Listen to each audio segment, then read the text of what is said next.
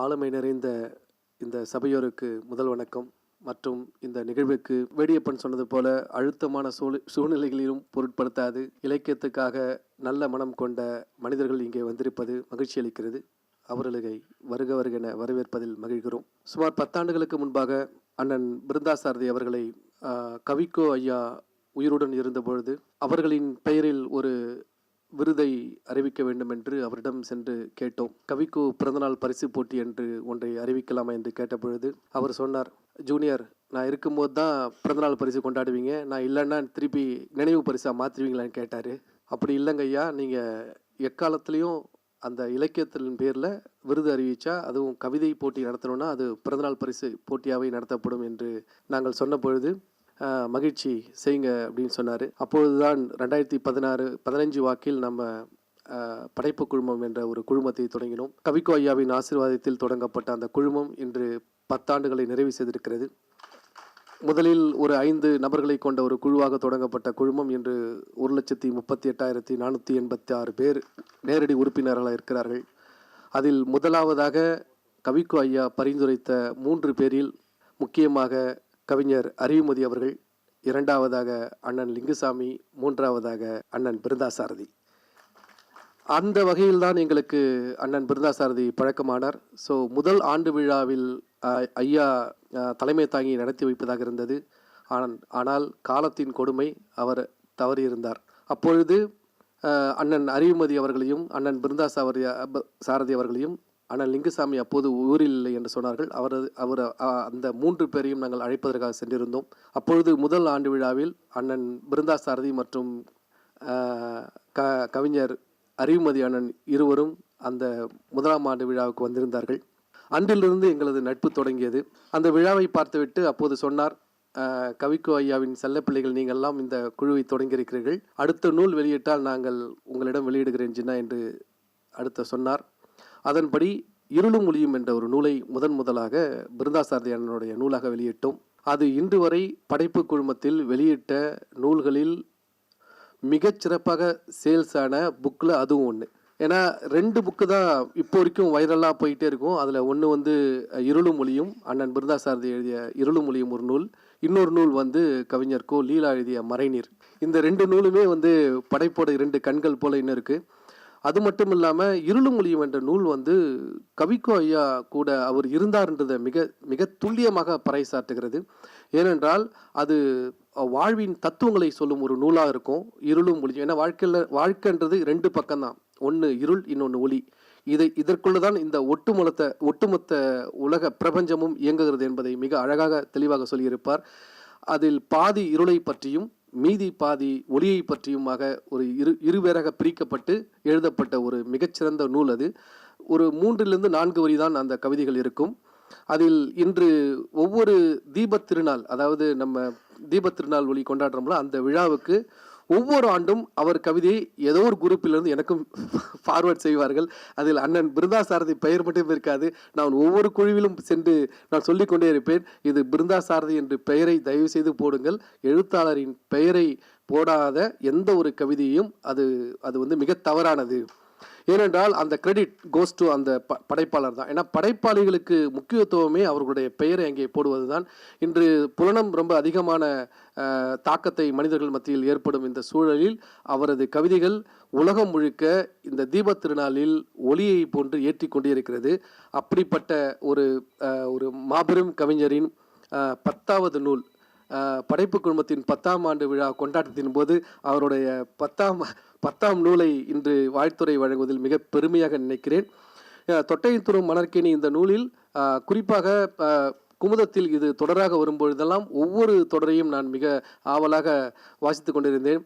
அதில் மானா பாஸ்கரன் அவர் எனக்காக பிரத்யேகமாக ஒரு PDF அனுப்பிவிட்டு விடுவார். அவருக்கு மிக்க நன்றி.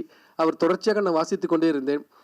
அதனால்தான் இந்த நூல் ஒரு நூலாக்கும் பொழுது அண்ணன் பிருந்தாசாரதி கேட்டுக்கொண்டதற்கிணங்க, அண்ணா நான் இந்த நூலை பற்றியே பேச மாட்டேன், ஏன்னா நூலை பற்றி பேசுறதுக்கு பெரிய பெரிய ஜாம்பவன்லாம் கூப்பிட்டுருக்கீங்க, நான் பொதுவாக உங்களுடைய இலக்கிய வழித்தடங்களையும் நீங்கள் கடந்து வந்த பாதைகளையும் மட்டும் பேசுகிறேன் அப்படின்னு சொல்லியிருந்தேன். அவருடைய விருதுகளை குறித்து ஒரு பட்டியல் சொல்லியிருந்தாங்க. படைப்பு குழுமம் வழங்கிய விருதுகள்லாம் சொல்லியிருந்தீங்க. ஆனால் அது நூலுக்காக நம்ம கொடுத்திருந்த விருது சொல்லியிருந்தீங்க. ஆனால் அதைவிட அவருக்கு மகுடம் சூட்டுவதாக இலக்கிய சுடர் என்று மாபெரும் விருதை நம்ம அளித்திருந்தோம். அந்த விருதை நீங்கள் மறந்துவிட்டீர்கள் என்று நினைக்கிறேன். ஏனென்றால் இலக்கிய சுடர் விருது என்பது அவர் இலக்கியத்தில் பங்காற்றிய, அவர் செயலாற்றிய அவரது பெருமைகளையும் அவரது படைப்பு திறனையும் முன்வைத்து ஒரு ஆய்வு கட்டுரை எழுதி உலகம் முழுக்க உள்ள இலக்கிய படைப்பாளர்கள் எல்லாம் அதை பறைசாற்றும் வகையில் அவர்களுடைய மதிப்பெண்களை கூட்டி கழித்து ஒவ்வொரு ஆண்டும் ஒரே ஒரு நபருக்கு இலக்கிய சுடர் என்ற ஒரு மாபெரும் விருதை வழங்கி கொண்டிருக்கிறோம். அத்தகைய விருது கண்டிப்பாக தமிழ் இலக்கிய சூழலில் அது ஒரு சாகித்ய அகாடமிக்கு நிகரான ஒரு விருதை போன்றது. அது பணம் முடிப்பு அந்த அளவில் அல்ல, அந்த அங்கீகாரத்துக்கு சொன்ன ஈடாக ஒரு விருதை கொடுத்து கொண்டிருக்கிறோம். அந்த வகையில் அந்த விருதை பெற்றவர் அண்ணன் பிருந்தா சாரதி அவர்கள். அவர்களுடைய சூழலியல் குறித்த 3 நூல்களை வெளியிட்டிருக்கிறோம். குறிப்பாக பச்சையம் என்பது பச்சை ரத்தம், பாஷோ என் பக்கத்து வீட்டுக்காரர். பாஷோ என் பக்கத்து வீட்டுக்காரர் என்ற நூலை அவரது ஹைக்கூ தொகுப்பில் நாங்கள் சொல்லும் பொழுது அவர் சொன்னார், ஜின்னா பாஷோ மாதிரி நான் அப்படின்னு சொன்னால் கோச்சிப்பாங்க, பக்கத்து வீட்டுக்காரன் சொன்னால் கோச்சிக்க மாட்டாங்க, அப்படியே அந்த தலைப்பை வச்சிடலான்னு சொன்னார். அது மிக சிறந்ததாக இருந்தது. ஒரு சுமார் 5 ஆண்டுகளுக்கு முன்பாக வெளியிட்ட அந்த நூல் இன்று பரவலாக முக்கியமாக ஹைக்கூ உலகத்தில் அது ஒரு மிகப்பெரிய ஒரு தாக்கத்தை ஏற்படுத்தியது. காரணம், ஹைக்கூக்கென்று ஒரு வகைமை இருக்கிறது. வெறும் 3 வரிகளில் சொல்லிவிடும் ஒரு கவிதை வகைமை அல்லது அது குறிப்பாக அதற்கென்று சில வகைமுறைகளும் அந்த சூழலில் குறித்த கருத்துக்களும் இயற்கையை சார்ந்து பாடுபொருள்களை பேசுவதிலும் அது மிக துல்லியமான ஒரு தகவமைப்பு இருக்க வேண்டும். அதில் மிகச்சிறந்த ஒரு பங்களிப்பை பிருந்தா அண்ணன் செய்திருக்கிறார். எனக்கு தெரிந்து தமிழில் அந்த வகைமையில் எழுதக்கூடிய வெகு சிலரில் அண்ணன் லிங்குசாமியும் பிருந்தா சாரதி அண்ணனும் மிக மிக முதன்மையானவர்களில் மிக இருவராக நான் கருதுகிறேன்.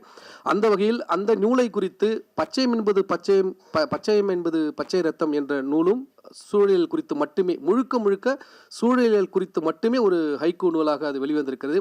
இப்படி இந்த கவிதைகளிலிருந்து எடுக்கப்பட்ட 2 விமர்சன நூலாக என்று சொல்வதை விட இதற்குறித்தான ஒரு மதிப்புரை நூலாக வெளியிட்டு இருக்கிறது. அதில் லீலா அவர்கள் இப்போது அவர் பேசியதற்கெல்லாம் ஒவ்வொரு வார்த்தைக்கும் நீங்கள் கைத்தட்டி மகிழ்வித்தீர்கள். அவர் அந்த நூலை குறித்து எழுதின ஒரு வால்யூம் ஹைக்கூ துண்டிலி ஜென் என்று ஒரு நூலை வெளியிட்டோம். அது மக்களிடம் மிகப்பெரிய வரவேற்பை பெற்றது. அது பல பாடநூல்கள் திட்டங்கள் எல்லாம் அது இருக்கிறது. அதை தொடர்ந்து வால்யூம் 2 ஹைக்கூ துண்டிலி ஜென் 2 என்ற அடுத்த நூலையை நாம் வெளியிட்டு அவருக்கு சிறப்பு செய்தோம். அதன் பிறகு குறிப்பாக அவர் எழுதிய சூழலியல் கவிதைகள் எல்லாம் தொகுத்து பூமியின் மூலப்பத்திரம் என்ற ஒரு மிகப்பெரிய நூலை சுமார் 500லிருந்து 600 பக்கங்கள் கொண்ட ஒரு நூலை நாங்கள் கடந்த 2025ஆம் ஆண்டு ஜூலை மாதம் வெளியிட்டோம். அதற்கு மதிப்பிற்குரிய ஜோடிகுரு ஐயா தான் தலைமை தாங்கி அந்த நூலை வெளியிட்டார். அப்பொழுது அவர் பேசிய அவருடைய அந்த உரை இன்னும் உலக அளவில் இன்னும் மக்களிடம் சேர்ந்து கொண்டே இருக்கிறது. பலரும் அந்த வீடியோ குறித்தும் அந்த காணொலி குறித்தும் இன்னும் கேட்டுக்கொண்டே இருக்கிறார்கள். அப்படிப்பட்ட ஒரு மிகச்சிறந்த ஒரு கவிஞனுடைய இந்த நூல் வெளியீட்டுக்கு வந்திருந்து வாழ்த்துரை வழங்க இருக்கின்ற அனைவருக்கும் அன்பும் நன்றியும். குறிப்பாக பிருந்தா சாரதி அண்ணனின் எதிர்கால பயணமும் அந்த இலக்கிய பயணமும் இன்னும் சிறப்பாக இருக்க வேண்டும் என்று உங்களோடு சேர்ந்து நானும் வேண்டிக் கொள்கிறேன்.